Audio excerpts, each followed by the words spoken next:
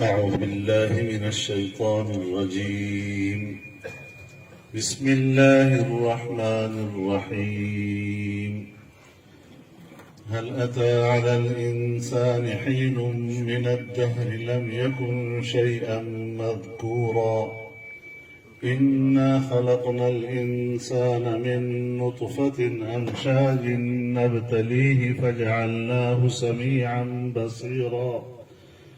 إنا هديناه السبيل إما شاكرا وإما كفورا إنا أعتدنا للكافرين سلاسل وأغلالا وسعيرا إن الأبرار يشربون من كأس كان مزاجها كافورا عينا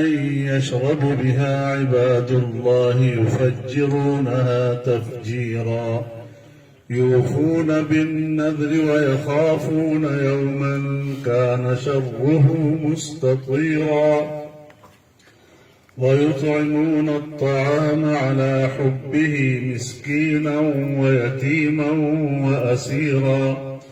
إنما نطعمكم لوجه الله لا نريد منكم جزاء ولا شكورا إنا نخاف من ربنا يوما عبوسا قمطريرا فوقاهم الله شر ذلك اليوم ولقاهم نضرة وسرورا وجزاهم بما صبروا جنة وحريرا متكئين فيها على الأرائك لا يرون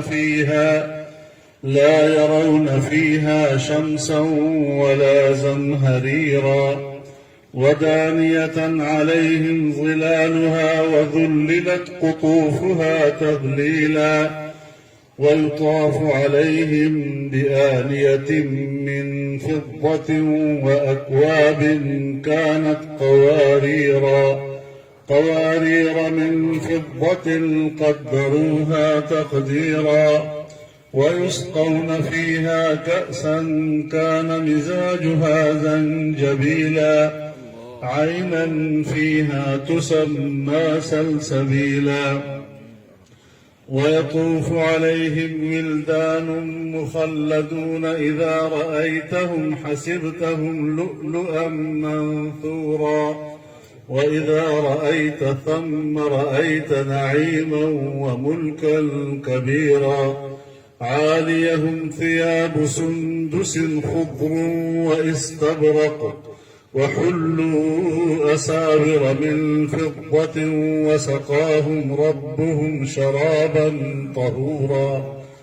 إن هذا كان لكم جزاء وكان سعيكم مشكورا صدق الله العظيم.